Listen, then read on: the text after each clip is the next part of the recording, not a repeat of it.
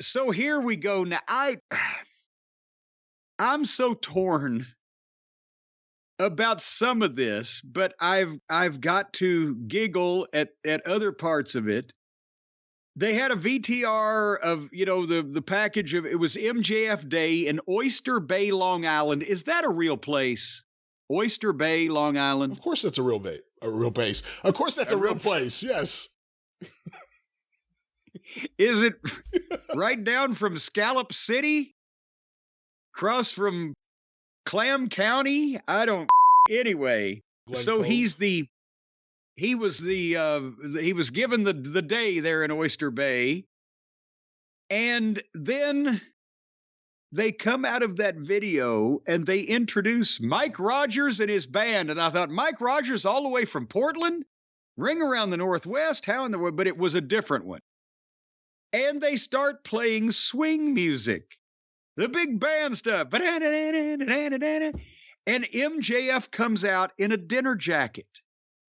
And he is celebrating MJF Day there in Long Island. And they're in Long Island. And it's a Bret Hart in Calgary or in Canada thing from the Attitude Era. It's obviously in Long Island, MJF is the raving babyface. He's the hometown boy, can do no wrong. But in this instance, instead of, he made it work where he wasn't doing the stuff where they were almost teasing he was going to turn babyface, which would have been cataclysmic and disastrous several months ago. And it wasn't the awkward thing where they're cheering him, but he's trying to heal him that he got during that period of time. But he was being himself, his own narcissistic, self-absorbed, smart-ass, petulant, all the great MJF qualities, while doing a goddamn musical routine. He broke out into one of the more rousing renditions that I've ever heard. And Brian, again, you're more of a music background than I am, but I think he was fucking good. I think it was more than good. I think he was actually really good. But he sang Pennies from Heaven, complete with scat singing, like hidey, hidey, hidey, hidey. He dancing to the ring, which had balloons and the table and the whole 9 yards like all the party rings do, and did a big goddamn finish and tore the fucking house down. I don't know how I feel about it on the wrestling program, but goddamn, was he as good as I think he was? He's a very talented guy. He could sing and do all these things, but I will reiterate kind of what you alluded to there. I don't think it belongs on the wrestling show, and I can appreciate the talent, but personally didn't like the segment. You know what? I can't even say that. There are things in the segment I really liked, but just all of a sudden, Justin Roberts saying, and now a man and his music. And then all of a sudden this is happening. And then once they got to the ring, I thought it was good. If it had been on the Slammies, or if it had been at a Hall of Fame ceremony or some outside function involving wrestling personalities, but I couldn't totally hate it like I did Dinner Debonair, because Dinner Debonair with Jericho, it exposed the business. Yeah, no, that's obviously different. Blatantly. They were feuding at the time. They were cooperating in a song and dance routine while they were mad at each other. This completely different. MJF is being the narcissistic egomaniac. I was trying not to like it, but I kept going, God damn, he's doing this live in one fucking take. But again, he's very talented. You can't take that away from him, but it's the same way I don't think everyone should just be doing whatever their biggest talents are on wrestling. I get it's a special night. It's him on Long Island. He's a babyface there, but then set it up even. Like, MJF has purchased this time on the show. Just something. As opposed to just, all of a sudden, here it is. MJF has purchased this time to promote his newest record on fucking Burberry record label. That'd be very easy to do. Explain to me now, then, after he did the big finish, and the people applauded. Then they introduced, they don't have a mayor, they don't have a county commissioner, they've got the supervisor. I guess this guy's job is to keep an eye on the town. The supervisor of Oyster Bay, Long Island, was introduced, and it sounded like Dominic Mysterio had walked in the building. How the fuck do all those people in that arena know who this supervisor is of this tiny little hamlet or inlet or playlet or whatever Oyster Bay is in Long Island, that they literally booed him out of the fucking building? Well, a couple things. One, by and large, I think most politicians in New York would get booed out of any New York venue, no matter what they're. I mean, some more than others. Like if Bill de Blasio showed up, every political party would unite and just boo him the fuck out of the building. Well, that's what, but he's a big name in a big city. But how did they know? Town of Oyster Bay, you're thinking of like Oyster Bay as the town. For instance, when I lived in Lido Beach, that was town of Hempstead. Long Beach was its own city.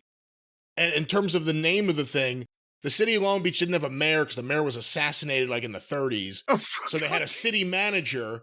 And then nobody wanted the job after that. And then Nassau County doesn't have like, the president of Nassau County. It's the, I think, county executive, and town of Oyster Bay has the town supervisor. But it actually, Oyster Bay, it's a town itself, but the town of Oyster Bay runs like from north to south on Long Island. It covers a big area. But the point is, what has this guy done? Was he accused of being the one to hit Hoffa? They booed him. It wasn't like, you're a politician, we don't want to hear from you. It's like, no, we've seen the pictures of you fucking bopping the goddamn stripper on the steps of the Capitol or something. This is New York. That would get him cheered.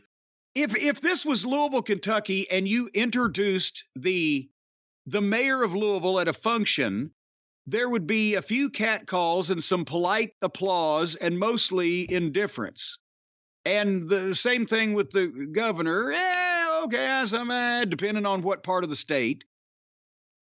Only even Mitch McConnell or even fucking Rand Paul does not have that much heat anywhere in this state that they would just treat that man like this. He was yelling over the people who would not shut up to hear him talk about how great MJF was, is all I'm saying.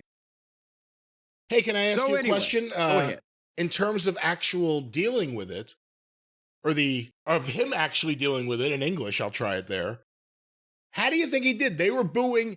He kept a smile on his face. He yelled. Yes. He had a good voice. What do you think of the job that the supervisor of Oyster Bay did? Well, I think he did a great job because he's obviously a New York politician. He kept a smile on his face and talked over them. He knows what the assholes these people are up there. He's fully familiar with them. So he did do a very good job, but he gave MJF the key to Long Island, at which, of course, MJF said, well, this has always been my home, blah, blah, blah. He promoted Jungle Boy. You got a girlfriend with a wandering eye and a tiny penis. The way he said it, I'm wondering if he indicated that Jungle Boy had the tiny penis or if it was that Jungle Boy has a girlfriend with a wandering eye and a tiny penis. I wasn't sure about that. Hey, question for you, just in general, should the heel be saying that about the babyface if the babyface isn't going to instantly kick the shit out of him? Should that be something that could live in the ether that the heel just says that thing? Yes, because later on the babyface could come back and say, hey, I do not goddamn have a tiny penis. No, that's standard heel shit. He could come back and say, I've got according to the National Institute for Penile Averages, I've got an average length penis, I'll have you know. I'll put your eye out from here. Yeah. As Ricky Morton used to say about Robert Gibson, some people stick it in and walk up, but some people walk up and stick it in, but he sticks it in and walks up. What are we talking? We're talking about MJF Day. We're talking about MJF, and he cut a promo. He cut a promo on his old teacher, Mrs. Benedict, and somehow, he had these people in the palm of his hand. He admitted that he had ADD as a child, and the people started chanting ADD, ADD. and he mentioned Mrs. Benedict, and they booed him. He promoted the sound guy for the lousy mic level.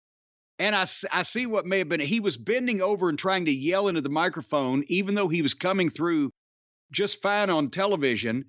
I guarantee you, because I've had it happen, either the level going to the PA system speakers was off, and he felt like that the people weren't hearing it, and they may not have been, or they may have been hearing it, but he may have not had a speaker or a monitor that was pointed toward the ring, so the people in the stands may be hearing him like the voice of God, but he can't hear himself. That's a problem sometimes, live television. But anyway, I wrote at this point, the fucking dance, the song, the teacher, the ADD, the promo and the sound guy. I don't know what the fuck is happening, but he owns the entire room.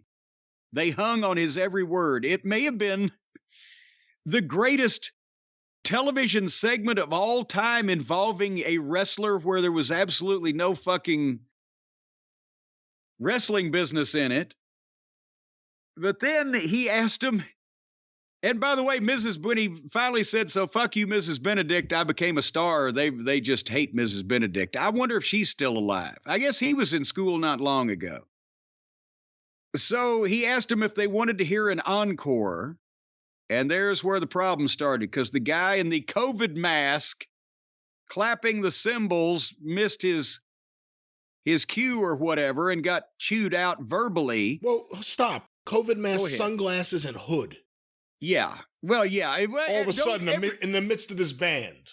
But haven't you, every fucking cymbal player that has ever played at a swing band since the days of Glenn Miller always wore a fucking mask and goddamn sunglasses and a hood, because they're the cool ones, those cymbal players. They're the ones that's into all the cutting edge drugs. They'll take you on a trip, man, far out. So the guy in the COVID mask and sunglasses and the fucking hood with the cymbals turned out to be Jungle Boy. And he tackled MJF, and the fans hate Jungle Boy in Long Island. And the security came out to pull him apart, and the security got booed. And Jungle Boy on top of MJF would get booed. When MJF turned over and got on top of Jungle Boy, the house would come down. And finally, they pulled them apart, and they're holding them apart, and then Sammy Guevara's music plays. And he comes out in the middle of the two groups being held apart, picks up the title belt that's been dropped, taunts both guys with it. They can't move because they're being held back. And then he walks off or whatever the fuck. It was a great exhibition of one talented guy doing a variety of things until the other fucking two showed up and they tried to do some wrestling business, and then it fell apart because Jungle Boy looked ridiculous. Nobody wanted to see him fucking beat up MJF there. And the thing with Guevara standing in the middle of both of them being held back by everybody totally immobile, the visual of that was ridiculous. But boy, scattered to be bop, de bop, see bop. When Pat Buck was out there separating them, he was wearing like a multicolored vest. I don't know what kind of look that was. He looked like, because his hair is so red, he looks like if Oliver Humperdinck had a baby when he was managing Bigelow in the WWF in like 88, when he was wearing all those colorful outfits. Ixnay. You know, they're talk about the blood test is still out there waiting to come in. Again, I'm not a big fan of dedicating so much time to the musical performance. But considering the quality of the rest of the program. Yeah, I mean, if you balance it against the rest of this show, it should have been a 2-hour concert. But that's not really what we're trying to judge it on. I thought MJF was really good once he's in the ring. I do like that they've established this weird dynamic where Long Island is his bizarro world, where he's the big baby face. It works here. Maybe next time, don't run on a Jewish holiday. It may work even better. I believe we've made that point. The Jungle Boy thing, to me, as soon as you saw him walking back to the band and you see there's a guy, can't see his hair, can't see his face, he has sunglasses on and a mask. Gee, I wonder who that could be. And it was exactly who I thought it was. Jungle Boy resembles Pie Face Buck when you don't see his hair, when you just see his face, when he took that mask They've all off. got those squinty little eyes that look like two piss holes in a snowbank. It appears that they're going to go with MJF, and I'm going to guess it's going to be a 4-way match with the other pillars.